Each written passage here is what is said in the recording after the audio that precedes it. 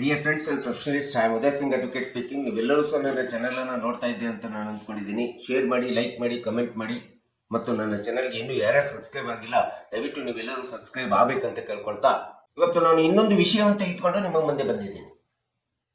ಇವತ್ತು ನಾನು ಆಯ್ಕೆ ಮಾಡ್ಕೊಂಡಿರ್ತಕ್ಕಂಥ ವಿಷಯ ಅಂತಂದ್ರೆ ಸಂವಿಧಾನದ ಪರಿಚ್ಛೇದ ಅಥವಾ ವಿಧಿ 227ರ ಅಡಿ ಒಳಗಡೆ ಯಾವುದೇ ಹೈಕೋರ್ಟ್ಗಳು ವಾದ ಪತ್ರವನ್ನ ಅಥವಾ ಪ್ಲೇಂಟ್ ಅನ್ನ ರಿಜೆಕ್ಟ್ ಮಾಡಲಿಕ್ಕೆ ಬರೋದಿಲ್ಲ ಅಂತ ಹೇಳ್ಬಿಟ್ಟು ಸುಪ್ರೀಂ ಕೋರ್ಟ್ ಒಂದು ಮಹತ್ವದ ತೀರ್ಪನ್ನು ಹೇಳಿದೆ.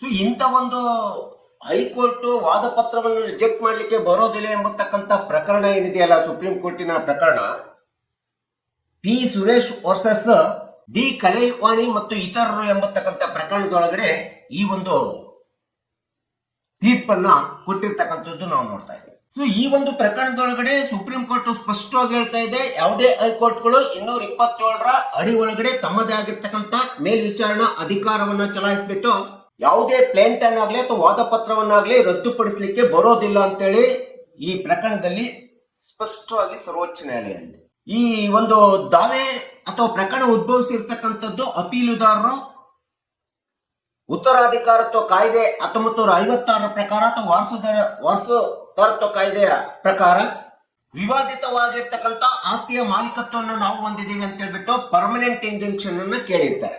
ಸೊ ದಾವೆಯಲ್ಲಿ ಈ ರೀತಿಯಾದಂತ ಒಂದು ಪರ್ಮನೆಂಟ್ ಇಂಜಂಕ್ಷನ್ ಕೇಳಿರ್ತಕ್ಕಂಥ ವಾದಿಗಳು ಸಿಪಿಸಿ 1908 ಆರ್ಡರ್ 7 ರೂಲ್ 11 ಅಡಿ ಒಳಗಡೆ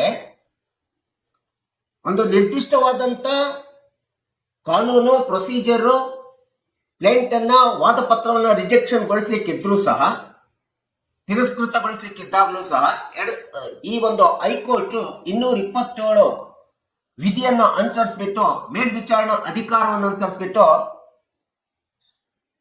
ಯಾವುದೇ ವಾದ ಪತ್ರವನ್ನ ತಿರಸ್ಕೃತಗೊಳಿಸ್ಲಿಕ್ಕೆ ಬರೋದಿಲ್ಲ ಅಂತ ಹೇಳಿಬಿಟ್ಟು ನ್ಯಾಯಾಧೀಶರುಗಳಾಗಿರ್ತಕ್ಕಂಥ ಅರವಿಂದ್ ಕುಮಾರ್ ಮತ್ತು ಎನ್ ಇ ಅಂಜಾರಿಯ ವಿಭಾಗೀಯ ಪೀಠ ಇಂಥ ಒಂದು ಸುಪ್ರೀಂ ಕೋರ್ಟಿನ ವಿಭಾಗೀಯ ಪೀಠ ಇಂಥ ಒಂದು ಮಹತ್ತರವಾದಂತಹ ತೀರ್ಪನ್ನು ಕೊಟ್ಟಿರ್ತಕ್ಕಂಥದ್ದು ನಾವಿಲ್ಲಿ ನೋಡ್ತಾ ಇದ್ದೀವಿ. ಈ ಒಂದು ಪ್ರಕರಣದಲ್ಲಿ ಪ್ರತಿವಾದಿಗಳು ನೇರವಾಗಿ ಸಂವಿಧಾನಾತ್ಮಕ ವಿಧಿ 227ರ ಪ್ರಕಾರ ಹೈಕೋರ್ಟಿನಲ್ಲಿ ಪ್ರಕರಣವನ್ನು ದಾಖಲಿಸಿದ್ದು, ಪ್ರತಿವಾದಿಗಳ ದಾವೆಯನ್ನ ಅಂಗೀಕರಿಸಿದಂತ ಮಾನ್ಯ ಹೈಕೋರ್ಟ್ ತನ್ನ ಮೇಲ್ವಿಚಾರಣಾ ಅಧಿಕಾರವನ್ನು ಚಲಾಯಿಸಿ ಈ ಒಂದು ದಾವೆಯಲ್ಲಿ ವಾದಿಗಳು ಕೊಟ್ಟಿರ್ತಕ್ಕಂಥ ಸೇಲ್ಟಿಡಿ ಅಂತ ಏನಿದೆ ಅದು ಮೋಸದಿಂದ ಕೂಡಿದೆ ಎಂಬತಕ್ಕಂಥ ಪರಿಗಣನೆಯನ್ನು ತೆಗೆದುಕೊಂಡ್ಬಿಟ್ಟು ಆ ಒಂದು ವಾದ ಪತ್ರವನ್ನು ರದ್ದುಪಡಿಸಿರ್ತಕ್ಕಂಥದ್ದು ನಾವಿಲ್ಲಿ ನೋಡ್ತಾ ಇದ್ದೀವಿ. ಅಥವಾ ಮೋಸದಿಂದ ಕೂಡಿದೆ ಎಂಬತಕ್ಕಂಥ ಅಂಶವನ್ನು ತೆಗೆದುಕೊಂಡ್ಬಿಟ್ಟು ಪ್ಲೇಂಟ್ ಅನ್ನ ರಿಜೆಕ್ಟ್ ಮಾಡಿರ್ತಕ್ಕಂಥದ್ದು ನಾವಿಲ್ಲಿ ಕಾಣ್ತಾ ಇದ್ದೀವಿ. ಈ ಒಂದು ಪ್ರಕರಣದಲ್ಲಿ ಪ್ರತಿವಾದಿಗಳು ಆರ್ಡರ್ 7 ರೂಲ್ 11 ಪ್ರಕಾರ ಮಾನ್ಯ ನ್ಯಾಯಾಲಯದೊಳಗಡೆ ಪ್ಲೇಂಟ್ ಅನ್ನ ವಾದ ಪತ್ರವನ್ನ ರಿಜೆಕ್ಷನ್ ಪ್ಲೇಂಟ್ ಮಾಡಿ ಅಂತೇಳಿ ಅರ್ಜಿ ಸಲ್ಲಿಸಬಹುದಿತ್ತು. ಆದರೆ ಪ್ರತಿವಾದಿಗಳು ನೇರವಾಗಿ ಸಂವಿಧಾನದ ವಿಧಿ 227ರ ಪ್ರಕಾರ ಹೈಕೋರ್ಟ್ ನಲ್ಲಿ ದಾವೆಯನ್ನ ಸಲ್ಲಿಸಿ ಅರ್ಜಿಯನ್ನ ಸಲ್ಲಿಸಿಬಿಟ್ಟು ವಾದ ಪತ್ರವನ್ನ ತಿರಸ್ಕೃತಗೊಳಿಸಿ ಎಂಬತಕ್ಕಂಥ ಕೇಳಿಕೊಂಡಿರ್ತಕ್ಕಂಥದ್ದು ಸಹ ದೋಷಪೂರಿತವಾಗಿದೆ, ತಪ್ಪಿನಿಂದ ಕೂಡಿದೆ ಅಂತೇಳಿ ಸರ್ವೋಚ್ಚ ನ್ಯಾಯಾಲಯ ಹೇಳ್ತಾ ಇದೆ. ಇಲ್ಲಿ ಪ್ರತಿವಾದಿಗಳ ವಾದ ಏನಂತಂದ್ರೆ, ವಾದಿಗಳು ಸಲ್ಲಿಸಿರ್ತಕ್ಕಂಥ ಪ್ಲೇಂಟ್ ಅಂಡ್ ಪ್ಲೀಡಿಂಗ್ಸ್ ಏನಿದೆಯಲ್ಲ ಅದು ಮೋಸದಿಂದ ಕೂಡಿದೆ ಮತ್ತು ಕೃತಕವಾಗಿರ್ತಕ್ಕಂಥ ದಾಖಲೆಗಳಿಂದ ಕೂಡಿದೆ. ಅವರು ಮಾಡಿಕೊಂಡಿರ್ತಕ್ಕಂಥ ಸೇಲ್ಜಿದು ಕೂಡ ಮೋಸದಿಂದವಾಗಿದೆ, ಕೃತಕವಾಗಿದೆ ಎಂಬತಕ್ಕಂಥ ವಾದವನ್ನ ಪ್ರತಿವಾದಿಗಳು ಸಲ್ಲಿಸಿರ್ತಾರೆ.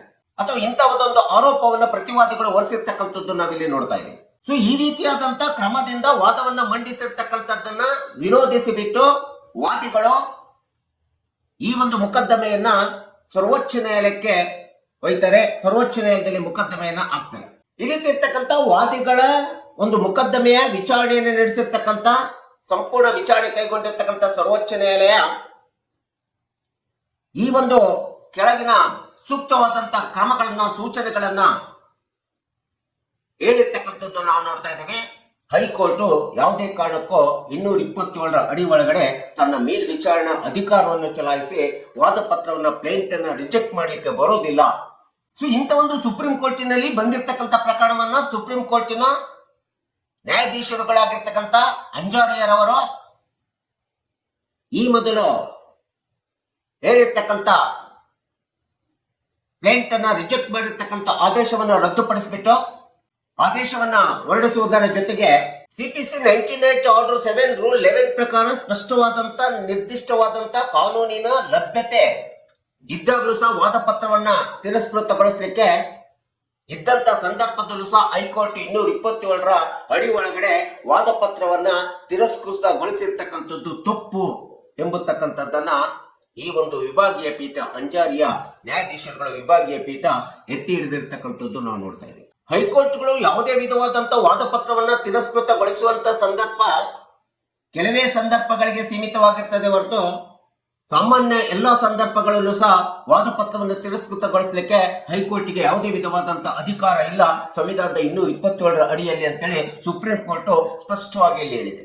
ಸೊ ಈ ರೀತಿ ಯಾವುದೇ ಹೈಕೋರ್ಟ್ಗಳು 227ರ ಸಂವಿಧಾನಾತ್ಮಕವಾದಂತ ಡಿಸ್ಕ್ರಿಷನ್ ವಿಶೇಷವಾದಂತ ಅಧಿಕಾರವನ್ನು ಚಲಾಯಿಸಿಬಿಟ್ಟು ಈಗ ವಾದ ಪತ್ರವನ್ನು ತಿರಸ್ಕೃತಗೊಳಿಸಿರ್ತಕ್ಕಂಥದ್ದು ಒಂದು ದೋಷಪೂರಿತವಾಗಿದೆ ಎಂಬತಕ್ಕಂಥದ್ದು ಸಹ ಸರ್ವೋಚ್ಚ ನ್ಯಾಯಾಲಯ ಎತ್ತಿ ಹಿಡಿದಿದೆ. ಇಂಥ ಒಂದು ಪ್ರಕರಣದಲ್ಲಿ ಪ್ರತಿವಾದಿಗಳು ಯಾವುದೇ ಕಾರಣಕ್ಕೂ ಆರ್ಡರ್ ಸಿಪಿಸಿ ಆರ್ಡರ್ 7 ರೂಲ್ 11 ಅಡಿ ಒಳಗಡೆ ವಾದಿಯ ವಾದ ಪತ್ರವನ್ನ ತಿರಸ್ಕೃತಗೊಳಿಸಲಿಕ್ಕೆ ಅರ್ಜಿ ಹಾಕತಕ್ಕಂಥದ್ದು ಅವರ ಕಾನೂನುಬದ್ಧ ನಿಯಮ ಆಗಿದೆ ಎಂಬತಕ್ಕಂಥದ್ದನ್ನ ಸರ್ವೋಚ್ಚ ನ್ಯಾಯಾಲಯ ಹೇಳ್ತಾ ಇದೆ. ಹೀಗಾಗಿ ಮೇಲ್ಮನವಿಯನ್ನ ಅಂಗೀಕರಿಸಿದಂತ ಸರ್ವೋಚ್ಚ ನ್ಯಾಯಾಲಯ ದಾವೆಯನ್ನ ಮೂಲ ದಾಖಲೆಗಳಿಗೆ ಮರುಸ್ಥಾಪನೆಯನ್ನ ಮಾಡಲಿಕ್ಕೆ ಅವಕಾಶ ಮಾಡಿಕೊಟ್ಬಿಟ್ಟು ಮತ್ತು ಮುಂದಿನ ವಿಚಾರಣೆಗಾಗಿ ಟ್ರಯಲ್ ಕೋರ್ಟ್ಗೆ ಪಕ್ಷಕಾರರು ಎರಡೂ ಪಕ್ಷಕಾರರು ಸಹ ಟ್ರಯಲ್ ಕೋರ್ಟ್ಗೆ ಹೋಗ್ಲಿಕ್ಕೆ ಸೂಚನೆಯನ್ನ ಆದೇಶವನ್ನು ಕೊಡುವುದರ ಜೊತೆಗೆ ಪ್ರತಿವಾದಿಗಳಿಗೂ ಸಹ ಸಿಪಿಸಿ 1998 ಆರ್ಡರ್ 7 ರೂಲ್ ಅಡಿ ಒಳಗಡೆ ಸಂಬಂಧಪಟ್ಟಂತ ಕೆಳಗಿನ ನ್ಯಾಯಾಲಯ ಮ್ಯಾಜಿಸ್ಟ್ರೇಟ್ ನ್ಯಾಯಾಲಯದೊಳಗಡೆ ತಮ್ಮದೇ ಆದಂತ ವಾದ ಪತ್ರವನ್ನು ತಿರಸ್ಕೃತಗೊಳಿಸಲಿಕ್ಕೆ ಅರ್ಜಿಯನ್ನು ಸಲ್ಲಿಸಲಿಕ್ಕೆ ನಿರ್ದೇಶನವನ್ನ ಮಾರ್ಗದರ್ಶನವನ್ನು ಸಹ ಕೊಟ್ಟಿರ್ತಕ್ಕಂಥದ್ದು ನಾವಿಲ್ಲಿ ನೋಡ್ತಾ ಇದ್ವಿ ಸರ್ವೋಚ್ಚ ನ್ಯಾಯಾಲಯ. ಹೀಗಾಗಿ ಸುಪ್ರೀಂ ಕೋರ್ಟಿನ ಈ ಒಂದು ಪ್ರಕರಣದ ಪ್ರಕಾರ ಯಾವುದೇ ಹೈಕೋರ್ಟ್ಗಳು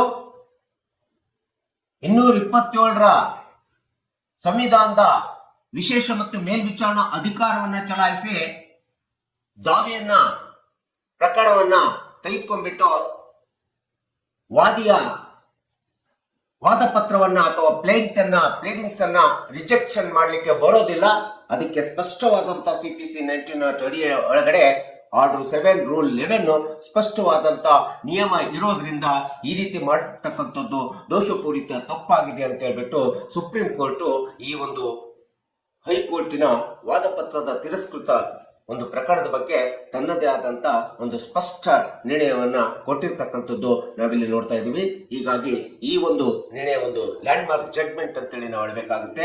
ಸೊ ಈ ವಿಡಿಯೋ ಮೂಲಕ ನಾನು ಪಕ್ಷಕಾರರು ಸಾರ್ವಜನಿಕರು ಗೊತ್ತಾಗ್ಲಿ ಎಂಬತಕ್ಕಂಥ ಹಿನ್ನೆಲೆಯನ್ನು ಇಟ್ಕೊಂಡು ನಾನು ಈ ವಿಡಿಯೋನ ನಿಮ್ಮ ಮುಂದೆ ಹೇಳಿದ್ದೀನಿ. ದಯವಿಟ್ಟು ನನ್ನ ವಿಡಿಯೋ ಇಷ್ಟ ಆಗಿದ್ರೆ ಶೇರ್ ಮಾಡಿ, ಲೈಕ್ ಮಾಡಿ, ಕಮೆಂಟ್ ಮಾಡಿ ಮತ್ತು ನನ್ನ ಚಾನೆಲ್ಗೆ ಇನ್ನೂ ಯಾರ್ಯಾರು ಸಬ್ಸ್ಕ್ರೈಬ್ ಆಗಿಲ್ಲ ನೀವೆಲ್ಲರೂ ಸಬ್ಸ್ಕ್ರೈಬ್ ಆಗಬೇಕಂತ ಕೇಳ್ಕೊಳ್ತಾ ಇವತ್ತಿನ ವಿಷಯಕ್ಕೆ ವಿರಾಮ ನೀಡ್ತೀನಿ. ಇನ್ನೊಂದು ವಿಷಯ ಅಂತ ಇಟ್ಕೊಂಡು ನಿಮ್ಮ ಮುಂದೆ ಬರ್ತೀನಿ. ಜೈ ಹಿಂದ್, ಜೈ ಕರ್ನಾಟಕ.